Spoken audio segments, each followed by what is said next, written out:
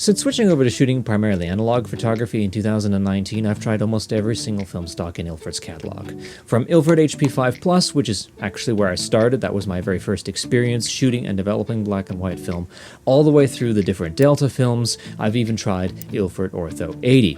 For some reason, however, I kept overlooking Ilford FP4 Plus. I'm not really sure why, I just never gave that film a try until last year, where I decided to change that. I bought a couple of rolls of FP4 Plus and I shot them, and since doing that, it has become one of my favorite film stocks to use.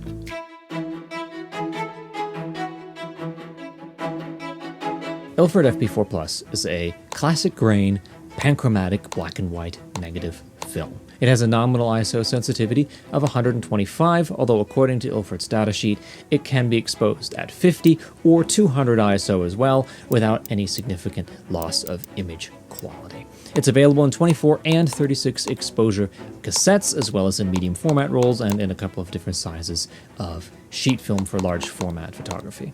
In Ilford's catalog, among its lineup of classic grain films, it's one of the slowest ones. In fact, it's the second slowest, being only faster than Ilford Pan F, which has an ISO speed of 50.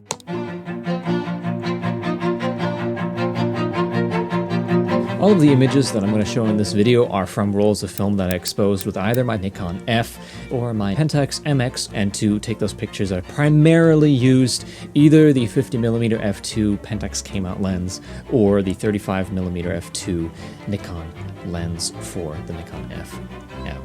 I did also try some star trail photography with the Ilford FP4 Plus, and all of the images from those experiments were exposed for about 1 hour at a time. I developed all of my rolls of FP4 Plus one at a time in my Patterson tank, and when doing that I decided to try out a developer that I hadn't used before, which is IFLORD 3. IFLORD 3 in the 1:9 dilution, which is what I used, is what is actually recommended in the datasheet for FP4 Plus if you want to get the maximum sharpness out of this film. I developed the film for 3 minutes and 36 seconds at 22 degrees Celsius. I used a water stop bath like I always do, and then fixed using Ilford's Rapid Fixer. I've been having some issues with watermarks building up on the negatives as they dry, so I decided to try Ilford's Wetting Agent, which significantly reduced the problem. As I pretty much always do, I scanned the negatives using my Epson V600 and converted them all one at a time in Adobe Lightroom using Negative Lab Pro.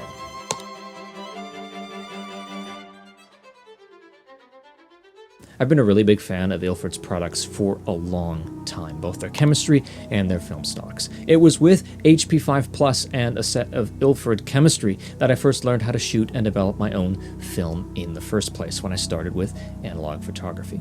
So given the fact that my experience with Ilford's products has always been really good, my expectations for FP4 Plus were really high, and it didn't disappoint.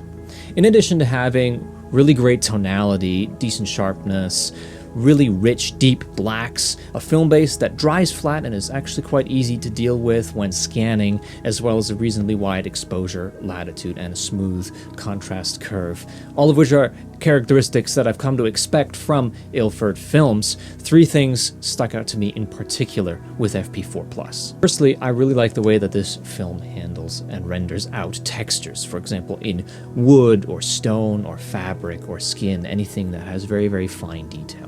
This film is very good at rendering those things onto the negative. This is the result of the film having very good micro contrast and quite impressive sharpness. The result is really good resolution that results in very fine details being represented quite well on the negatives.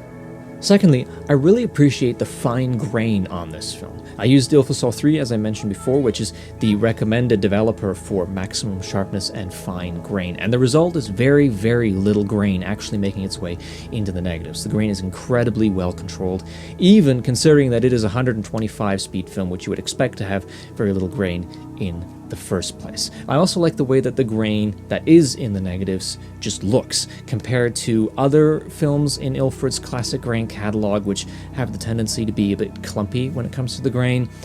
Ilford FP4's grain is very smooth, very controlled, and very pleasant. Third and finally, I would like to point out that this film is just really easy to work with, and that is something that I liked a lot.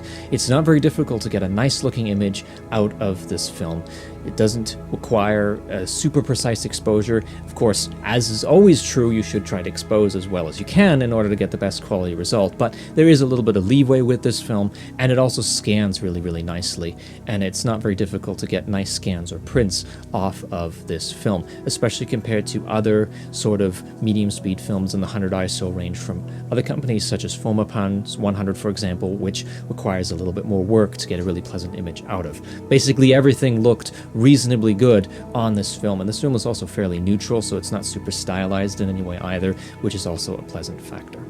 One of the things that I saw pretty frequently recommended when I was first looking into getting FP4 Plus and was sort of just trying to get a general feel for what to expect from this film before I bought it and started shooting it, was that a lot of people recommend shooting it at 50 ISO, so pulling it and shooting it and developing it at 50 instead of at 125 for what is supposed to give you even better results. While I wanted to test it out at its box speed for this initial test, I definitely want to give shooting it at 50 a try to see what that does.